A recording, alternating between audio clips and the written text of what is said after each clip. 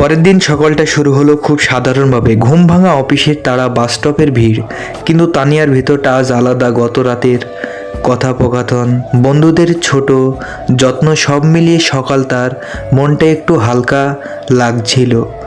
অফিসে ঢুকতে সীসা বলল, তুই কি আজ ব্যস্ত? দুপুরে একটা জরুরি মিটিং আছে।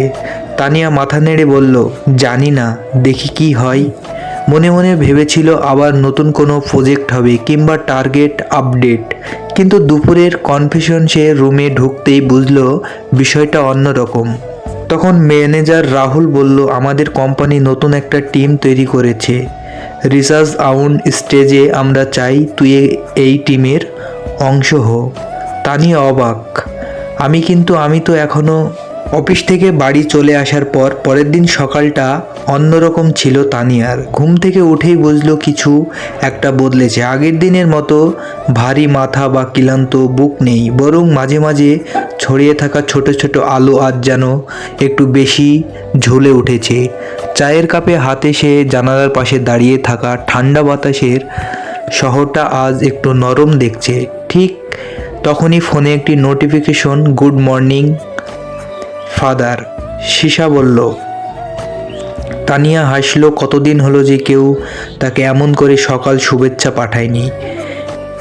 ক্লাসে যাওয়ার পথে বাসের জানালা দিয়ে তাকিয়ে থাকতে থাকতে তানিয়া মনে একটা সিদ্ধান্ত পাকাপাকি হয়ে গেল। নিজের জীবনটা টেনে নিয়ে যাওয়া নয়, এবার গড়ে তোলা। অফিসে পৌঁছে তানিয়া প্রথমে নিজের কাজের তালিকা সাজালো। এতদিন কাজের চাপ তাকে কেবল ক্লান্ত করতে, আজ মনে হলো এগুলোই তার ভবিষ্যতের পথে ছোট ছোট পদক্ষেপ। দুপুরে সীসা এসে বলল, আজ খুব ভাবছি এবার সত্যি সত্যি এগাতে হবে। তানিয়া বলল আত্মবিশ্বাসী কণ্ঠে, বহু এটাই তো চাই।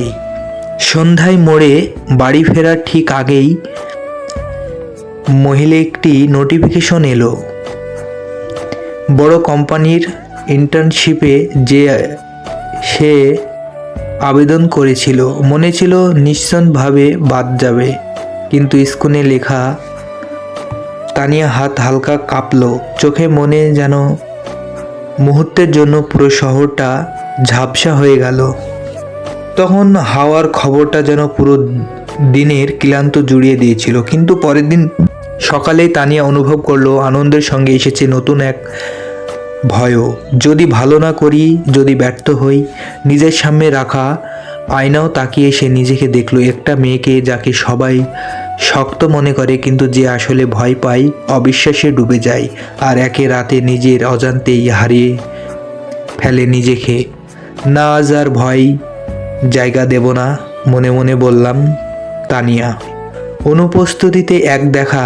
অফিসের দিকে হাঁটতে হাঁটতে সে ভাবনায় ডুবেছিল। ঠিক তখনই কেউ পিছন থেকে ডাকলো, তানিয়া। তানিয়া ঘুরে তাকালো। এমন একটি মুখ যাকে সে কখনো শহরে দেখেনি, ভাবেনি। তার বিদ্যালয়ের পুরনো বন্ধু রিয়ান।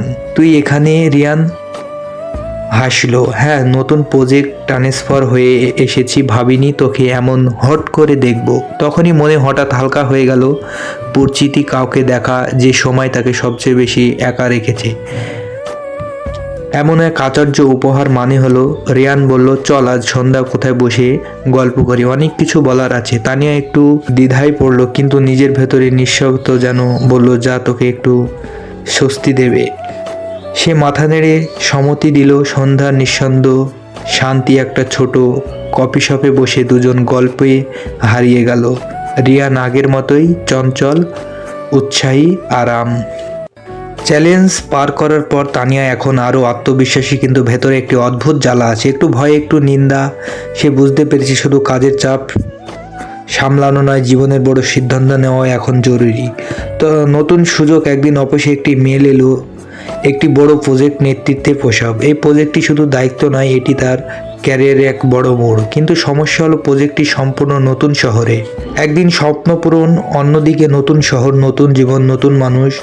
ভয় লাগছে তানিয়ার। তানিয়া একা বসে ফোন হাতে ভাবলো, আমি কি যেতে পারবো? সব কিছু ছেড়ে শুরু করতে হবে একা। বন্ধুদের পরামর্শ। সীসা ফোনে বলল, তুই পারবি, ভয়ে থাকবি সবসময়, কিন্তু সাহস তো এগিয়ে দেয়। রিয়ান মেসেজ করলো, একটু ভয় স্বাভাবিক, কিন্তু আমি জানি তুই সেটা জয় করতে পারবি। যদি কখনো একা লাগে আমি আছি। ওই দুই বন্ধুর সমর্থনে তানিয়া মন ধীরে ধীরে শক্ত হলো। সে বুঝল ভয় থাকা মানে হার নয়, সাহসী হতে হবে। সিদ্ধান্ত। রাতের অন্ধকারে ডায়েরি খুলে লিখলো, আজ সিদ্ধান্ত নিলাম আমি যাব নতুন শহরে, নতুন মানুষ, নতুন চ্যালেঞ্জ। ভয় আছে ঠিক আছে, কিন্তু আমি চাই আমার জীবনকে নিজের মতো করে গড়াতে। মোবাইলের পাশে একটি ছোট মোমবাতি জ্বলছে, হাওয়ার জানালার দিকে হালকা বাতাস বইছে। তানিয়া বুঝল ভবিষ্যৎ অজানা, তবে সে একা নয়। বন্ধু, পরিবার এবং নিজের সাহস সবাই তার সঙ্গে আছে।